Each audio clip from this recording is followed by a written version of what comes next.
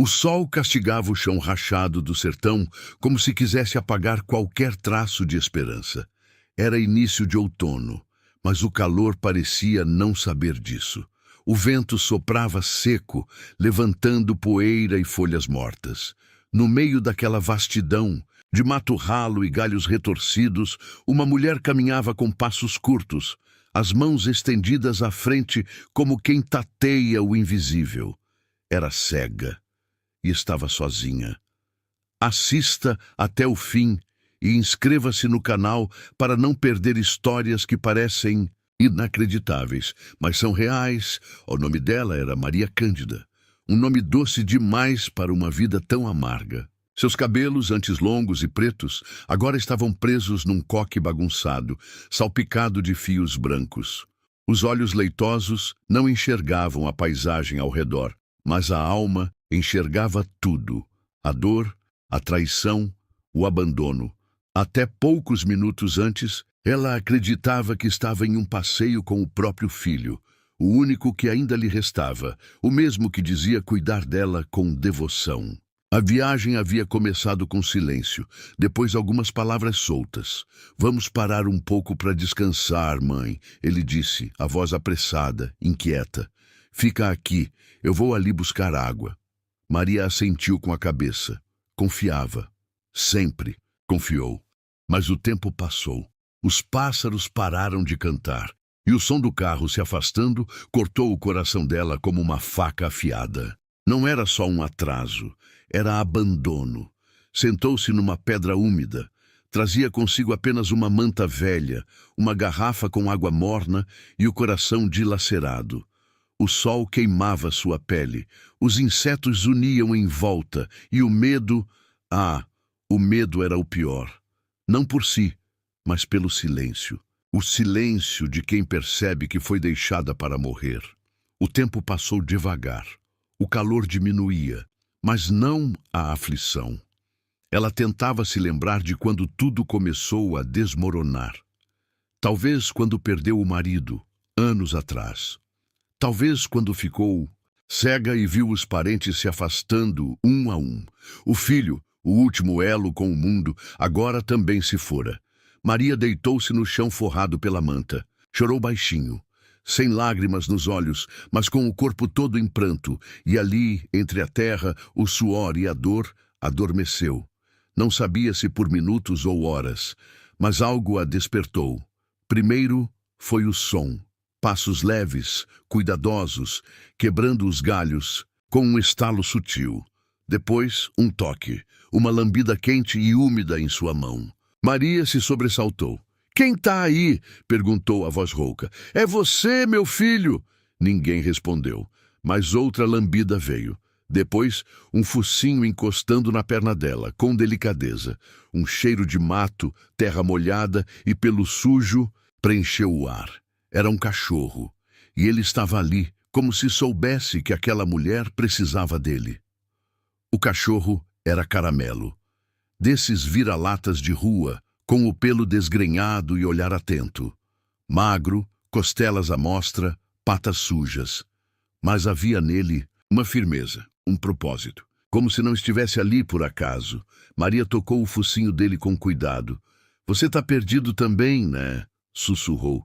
"Então, somos dois." A partir daquele instante algo mudou. O cachorro não foi embora. Ficou. Deitou ao lado dela, naquela noite fria. Protegeu-a do sereno com o próprio corpo, e quando o dia amanheceu, ele já havia saído e voltado, trazendo um pedaço de pão seco na boca. Ela riu, um riso fraco, mas real. "Você me trouxe café da manhã?" disse com ternura. Os dias seguintes foram de sobrevivência. Caramelo, foi assim que ela passou a chamá-lo. Farejava caminhos, evitava os buracos, latia quando percebia perigo. Maria, com sua bengala de madeira, seguia os sons que ele produzia. Era como se dançassem juntos, cada um confiando no outro. Em um desses passeios curtos, enquanto seguiam o cheiro de frutas maduras, Maria tropeçou numa raiz e caiu. Chorou, pela dor física e pela lembrança do filho. Caramelo lambeu seu rosto, empurrou sua mão com o focinho, encostou-se a ela com o corpo todo, como se dissesse: levanta, eu tô aqui. A mulher encontrou forças. Não sabia de onde, mas encontrou. Foi numa tarde abafada que avistaram o primeiro sinal de civilização. O barulho de uma panela batendo, um rádio antigo tocando modas de viola, cheiro de feijão no fogo. Caramelo latiu.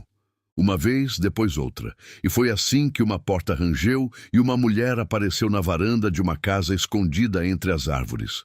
Ela era simples, cabelos grisalhos presos num lenço, rosto cansado, mas com olhos atentos. Ao ver a cena, uma mulher cega e um cachorro esquelético, arregalou os olhos. Minha nossa, o que aconteceu com a senhora? Perguntou correndo em direção a Maria. Me deixaram aqui, na mata, respondeu com dificuldade, a voz embargada. Mulher não hesitou. Entra, a senhora não pode ficar no sol desse jeito. Pegou Maria pela mão e a guiou para dentro. Caramelo hesitou na porta, farejou o ar, deu uma volta em torno da casa. Só depois entrou deitando ao lado da dona, como um guardião. A casa era pequena, simples, feita de madeira envelhecida e barro. Um fogão a lenha aquecia o ambiente. O cheiro de café e feijão se misturava ao da terra molhada. A mulher, chamada Helenice, não fazia muitas perguntas, apenas agia. Preparou um banho, esquentou comida, buscou roupas do irmão falecido. Não sei o que fizeram com a senhora, mas ninguém merece ser deixada assim, murmurou. E Maria chorou. Pela comida quente, pelo toque humano, por não estar mais sozinha. Os dias seguintes, Maria foi ficando.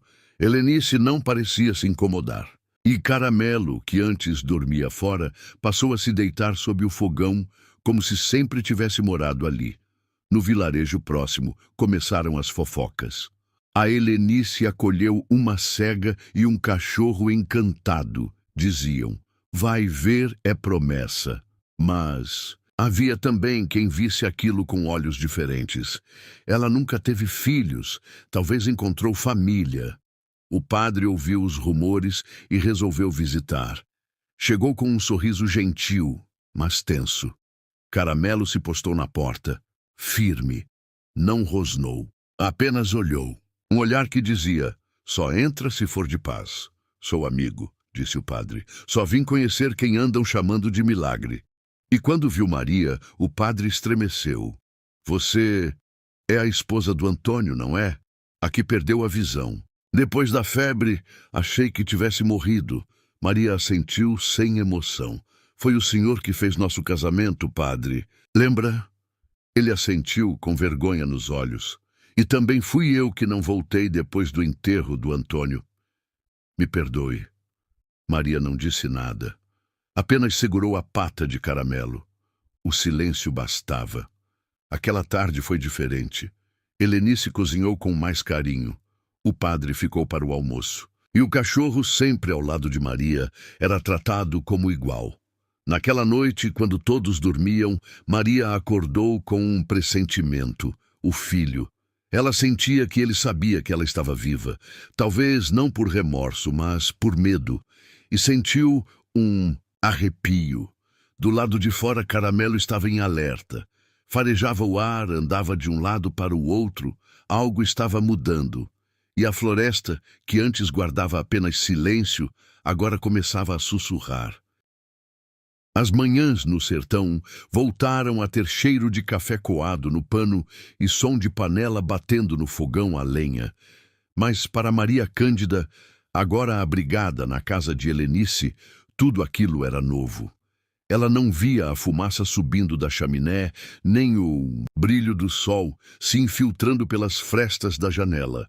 Mas ouvia, sentia, e mais do que tudo, era capaz de reconhecer que havia voltado a existir. Caramelo se tornara seu guia silencioso.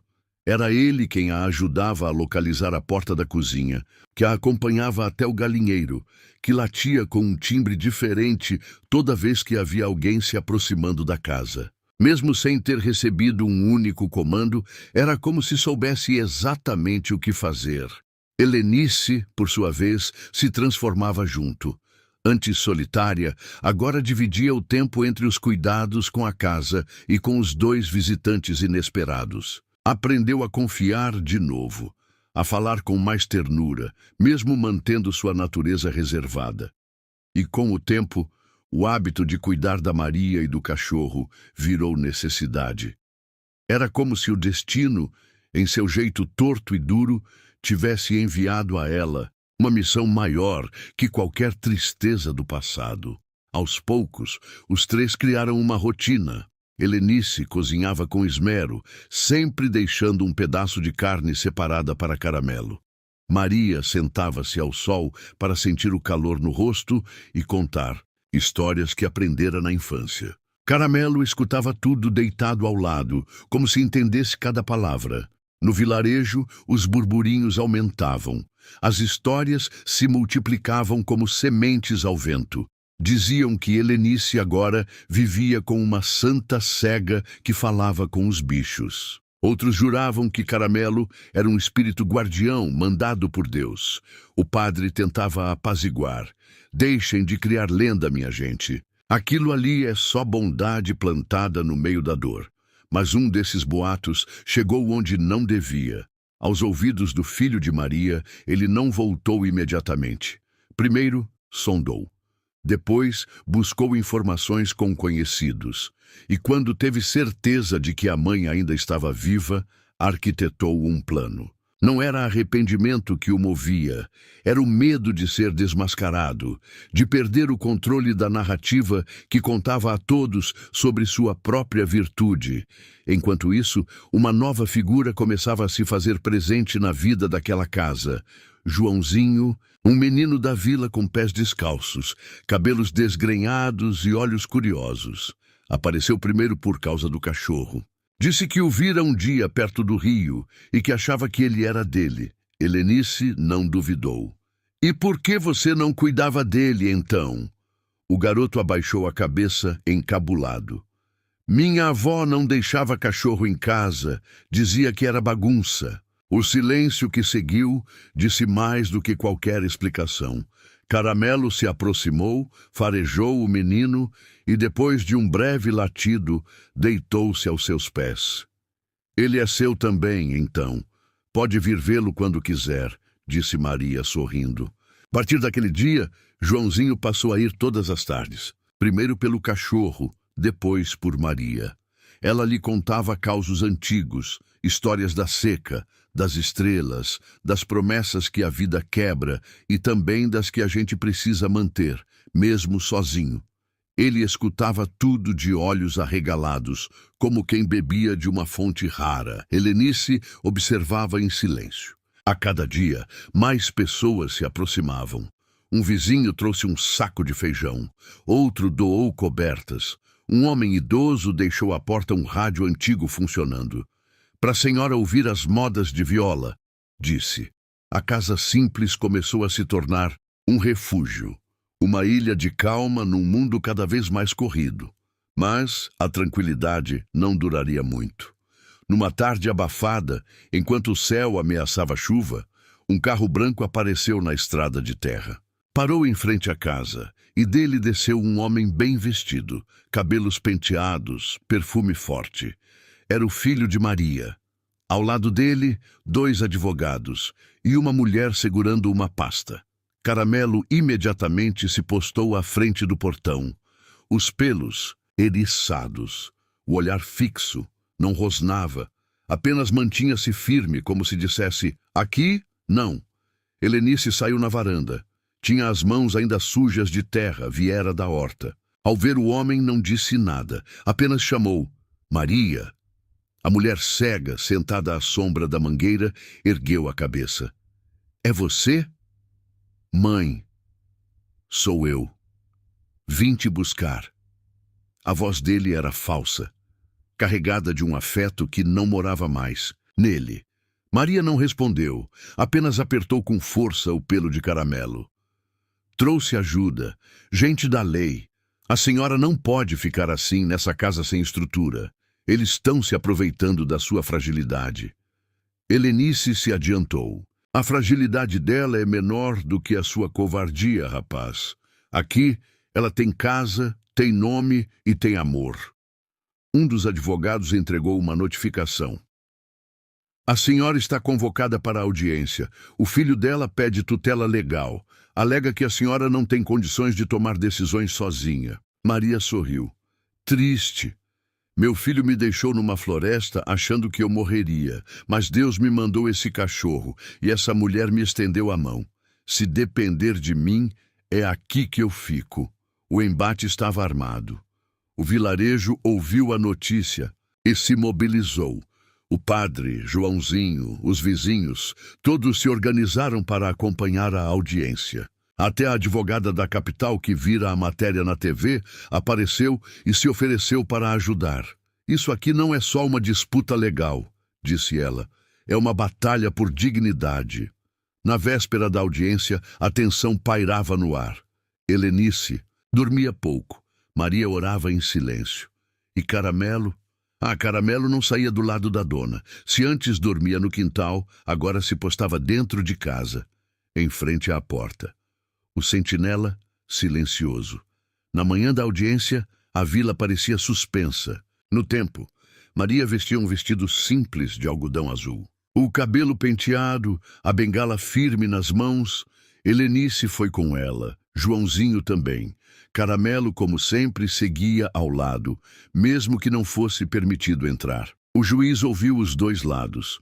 Os advogados do filho alegavam incapacidade. Helenice. Depois, contou tudo, com a voz firme e pausada.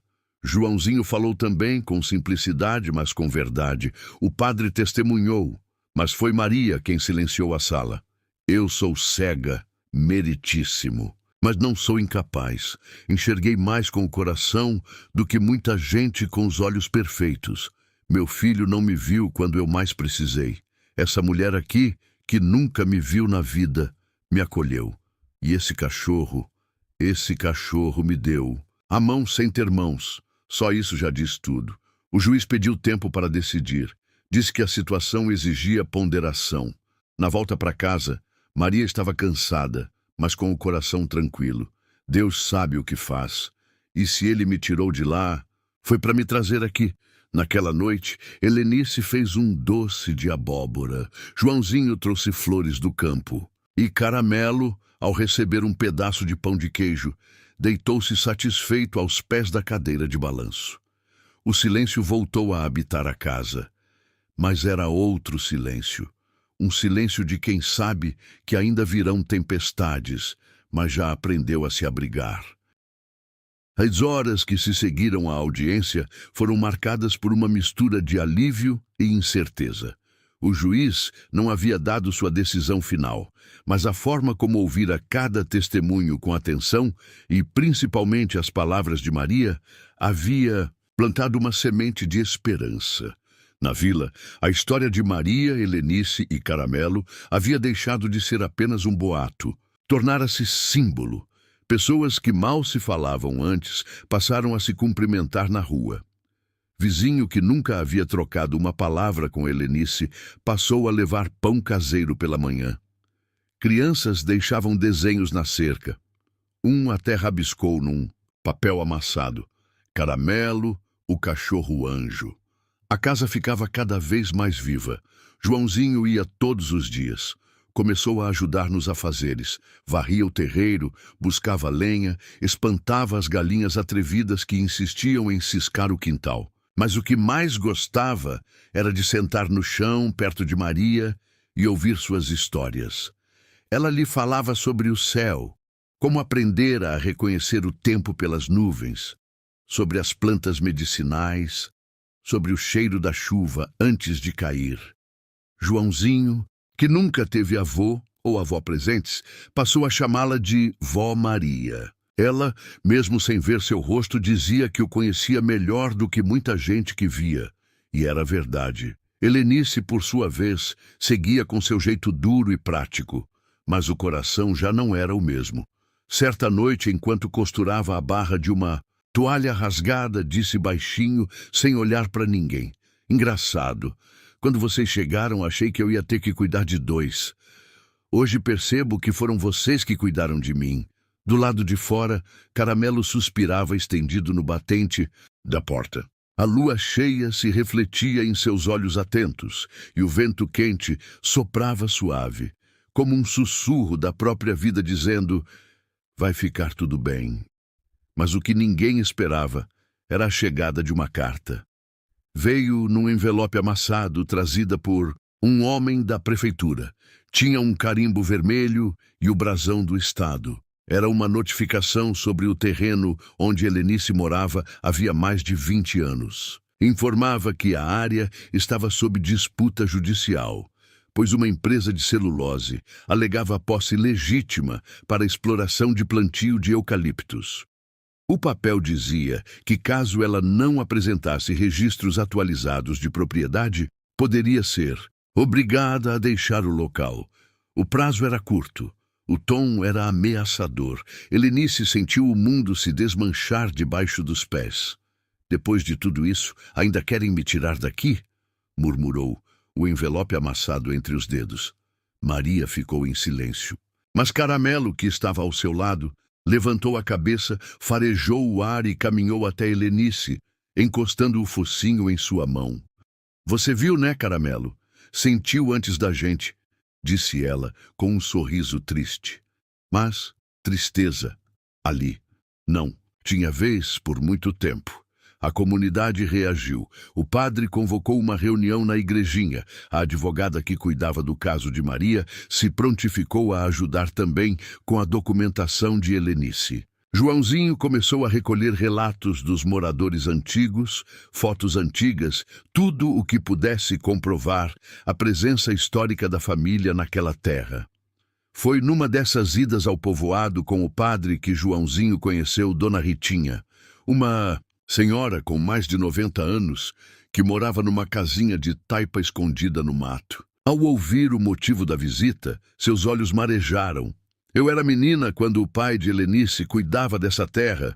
Tinha um engenho de cana bem aqui, perto de uma mangueira enorme. Lembro direitinho. Ele me dava pedaços de rapadura embrulhados no papel de pão.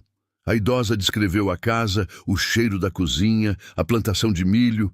Joãozinho gravou tudo em seu celular. Esse depoimento, mesmo sem ser um documento oficial, era uma memória viva. E às vezes memória é a única escritura verdadeira que a terra reconhece. A advogada usou a gravação como parte da defesa e pediu uma perícia para comparar as árvores antigas da região com fotos de décadas atrás. O mesmo tronco torto da mangueira apareceu em uma imagem em preto e branco, guardada por um dos vizinhos. Mas a empresa de celulose não recuava. Certo dia, um trator apareceu sem aviso. Vieram com estacas, placas e homens engravatados. Diziam que fariam medições. Técnicas. Caramelo foi o primeiro a perceber. Farejou o chão, correu até a cerca e começou a latir alto, firme. Um dos homens riu. Cachorro bravo, hein? Helenice saiu da casa. Maria, com sua bengala, foi até a varanda. O padre chegou pouco depois, seguido por alguns moradores. Essa terra tem dono, disse Helenice, e não é vocês que vão tomar. Os homens recuaram, disseram que voltariam com ordem judicial. Naquela noite a tensão era visível, mas ninguém desistia. Joãozinho plantou uma muda de árvore no centro do terreno com a ajuda do padre, de Helenice, de Maria e, claro, de Caramelo, que cavou um buraco com as patas e depois sentou-se ao lado, como quem guardava um tesouro. Que essa árvore cresça com nossas raízes, disse Maria, com a mão sobre o ombro de Joãozinho. A comunidade passou a vigiar a propriedade, revezavam-se em turnos, faziam rodas de conversa no terreiro, e no meio de tudo isso, um historiador da capital apareceu. Trouxe mapas antigos, um deles com o sobrenome da família de Helenice gravado, mesmo que torto, numa legenda quase apagada. Isso pode mudar tudo, disse a advogada. É uma peça rara, mas vamos ter que lutar até o fim. Na mesma semana, algo inesperado aconteceu. O filho de Maria voltou, mas desta vez, sozinho. Chegou a pé, suado, sem terno, sem advogados. Carregava apenas uma mochila. Tinha o olhar baixo. Helenice o viu primeiro. Pensou em barrar sua entrada, mas foi Maria quem disse: "Deixa ele entrar. O perdão só começa quando a gente escuta." Eles se sentaram sob a mangueira. Caramelo ficou por perto, sem latir, mas atento. Eu vim trazer isso", disse o rapaz, tirando da mochila uma pasta com documentos antigos. "Achei que não valia nada, mas talvez possa ajudar." Helenice pegou a pasta com cautela. Dentro havia recibos de compra de sementes com datas que batiam com os mapas do historiador. Uma carta do avô dela, datada de 1961. Um registro feito à mão por um escrivão da cidade vizinha. "Você achou isso onde?" perguntou.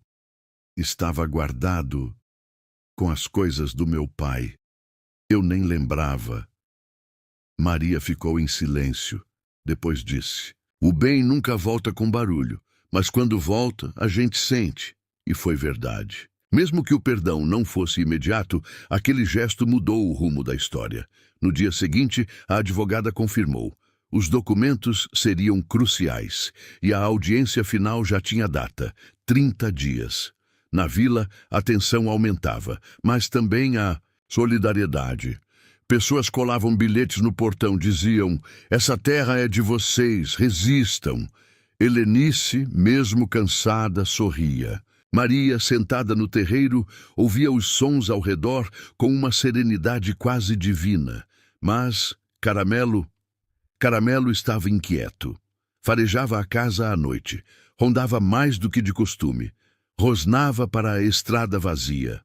E quando perguntavam o que era, Maria dizia: "Ele sente, o que os olhos não veem, o coração dele fareja."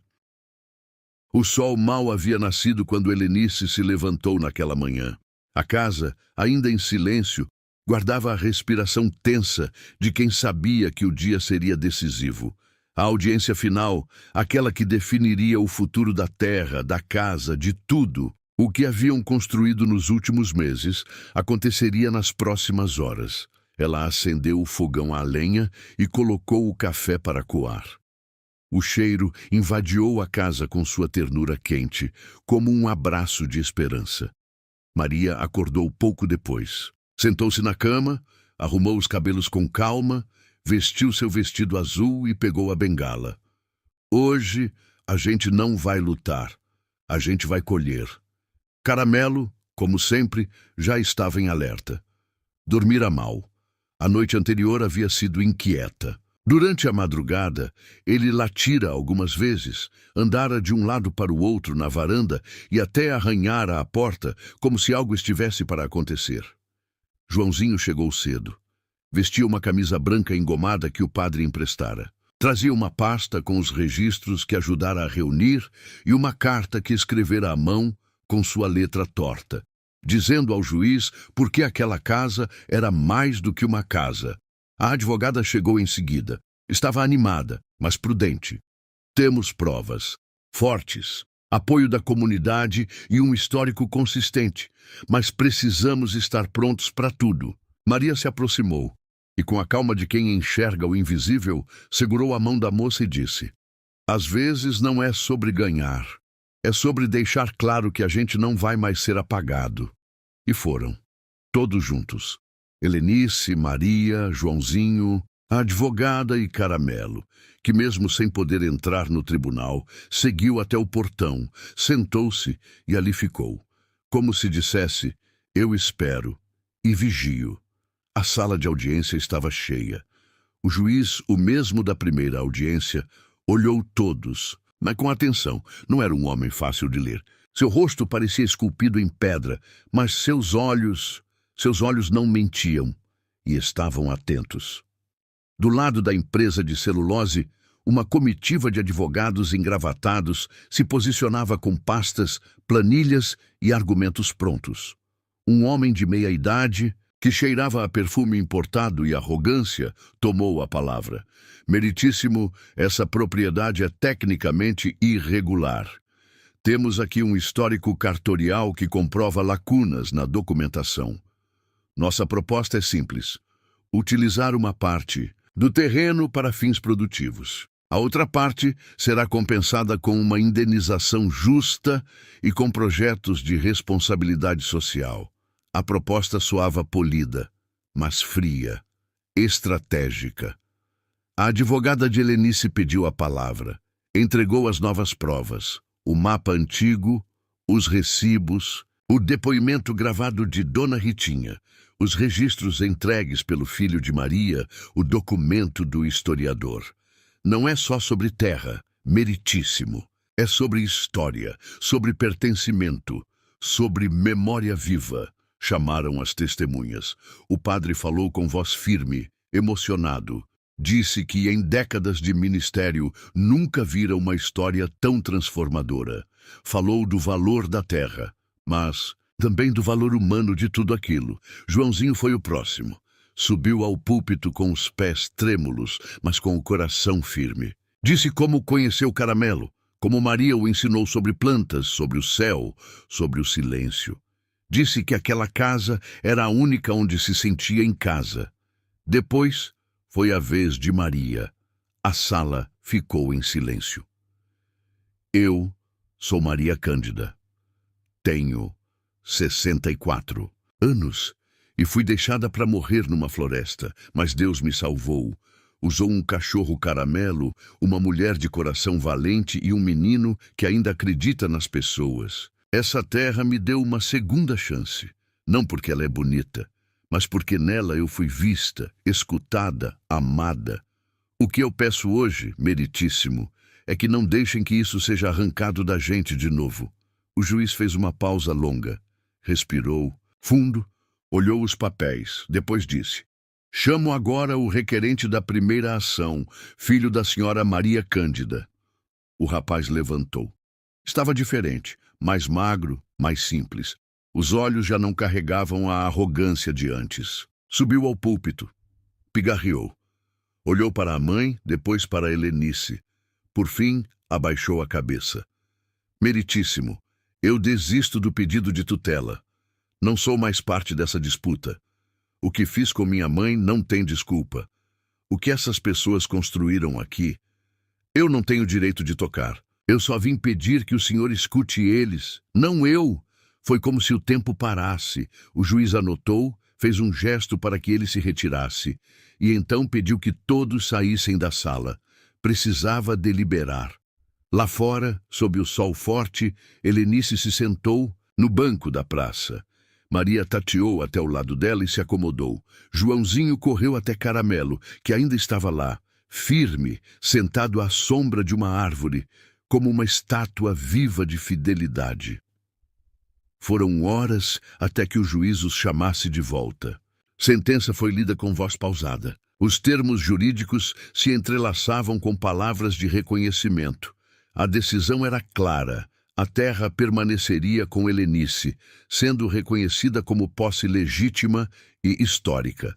Uma parte do terreno poderia ser usada para plantio, mas apenas com árvores nativas e sob supervisão ambiental.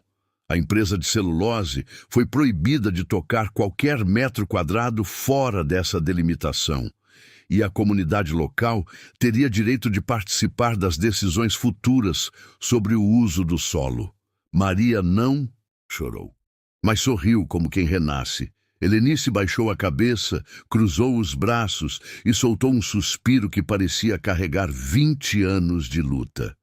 Joãozinho correu até Caramelo e gritou: a gente venceu, Caramelo! O cachorro, como se entendesse cada palavra, levantou as patas dianteiras, abanou o rabo com força e soltou um latido firme, único. Depois correu em direção a Maria e se deitou sobre seus pés. Eles voltaram para casa como quem retorna ao ninho. Na varanda, penduraram um pano bordado por uma vizinha. Aqui mora uma família feita de coragem. Os dias seguintes foram de reconstrução. A comunidade passou a frequentar mais a casa. Criaram um pequeno centro de apoio a idosos. Plantaram hortas comunitárias. A advogada sugeriu registrar o local como ponto de memória viva. Aos poucos, a casa virou semente. E a história de Maria, Helenice, Joãozinho e Caramelo se espalhou por outros cantos do Brasil. Gente de fora começou a visitar, não para tirar foto, mas para ouvir, para aprender. O filho de Maria passou a aparecer de vez em quando, não para mandar, mas para servir. Ajudava na horta, consertava o telhado, escutava, nunca pediu para morar ali. Mas, ao seu modo, começou a plantar o próprio perdão. Certa tarde, Maria, sentada sob a mangueira, segurou a mão de Helenice e disse: "Você me acolheu como se me conhecesse desde sempre." Helenice respondeu: "Você me salvou sem saber. Eu estava morrendo aos poucos nessa solidão." Joãozinho, que ouvia à distância, soltou uma frase. Acho que foi o Caramelo que juntou todo mundo. Maria sorriu. Ele sempre soube, muito antes da gente. E foi então que Helenice perguntou: "Maria, você nunca quis dar outro nome para ele?" Ela pensou por alguns segundos. "Quis sim, mas acho que o nome já veio certo. Caramelo é doce, mas também é forte e nunca deixa a gente esquecer que o amor pode vir do lugar mais improvável." Nessa mesma noite, enquanto a fogueira crepitava no terreiro e os sons da vila ecoavam suaves ao longe, Caramelo deitou-se entre Maria e Helenice. Abriu os olhos por um instante, olhou o céu cheio de estrelas e suspirou. A casa estava em paz, a terra segura, as feridas em processo de cicatrização. E mesmo que o mundo lá fora continuasse difícil, injusto, cheio de barulhos e pressões, ali, naquele pequeno pedaço de chão, havia algo que nenhuma lei, nenhuma empresa, nenhum abandono podia destruir. A força invisível do amor real, o amor que guia mesmo sem ver, que acolhe mesmo sem prometer, que protege mesmo sem falar. E Caramelo sabia. Sua missão estava cumprida.